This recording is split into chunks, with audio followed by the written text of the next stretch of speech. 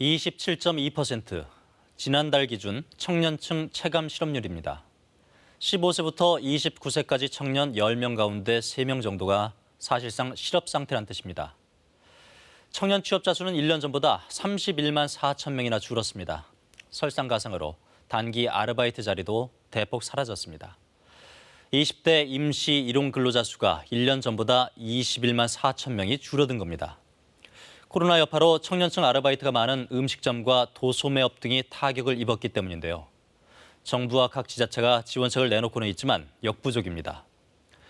갈수록 커지는 청년층의 고용 충격, 그 실태와 정부 지원책의 실효성을 짚어봅니다. 허효진 기자가 보도합니다.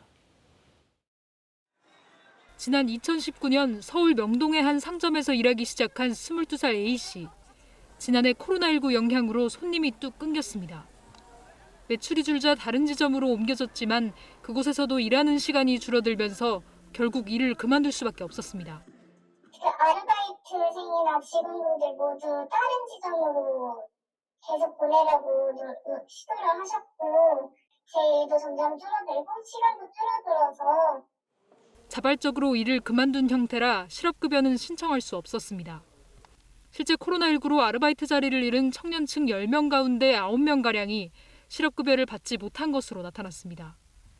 고용보험 미가입, 180일 근무일수를 못 채운 경우, 자발적 퇴사 등이 이유였습니다. 학교에서 노동시장으로 이행하는 그 중간 다리에서 아르바이트로 이제 생계를 유지하게 되는 경우가 많은데요. 대부분 초단 기간, 초단 시간 일하기 때문에 기존의 고용안전망으로는 보호받을 수 있는 방법이 거의 없다는.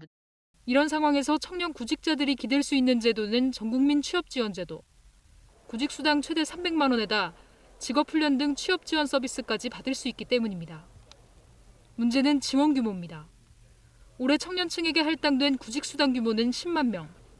그러나 불과 한 달 만에 신청자 수가 12만 명에 육박해 한 해 구직수당 지원 규모를 넘어섰습니다.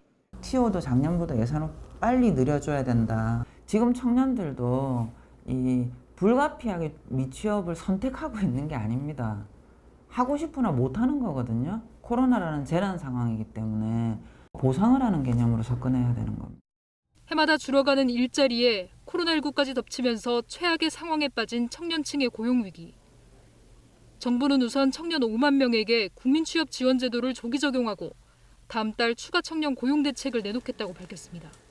KBS 뉴스 허효진입니다.